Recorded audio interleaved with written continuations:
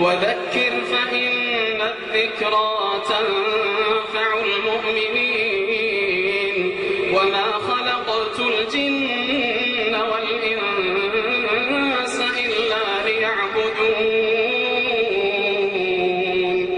وما خلقت الجن والإنس إلا ليعبدون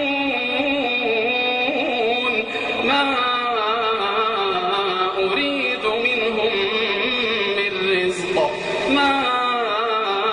أريد منهم من رزق وما أريد أن يطعمون إن الله هو الرزاق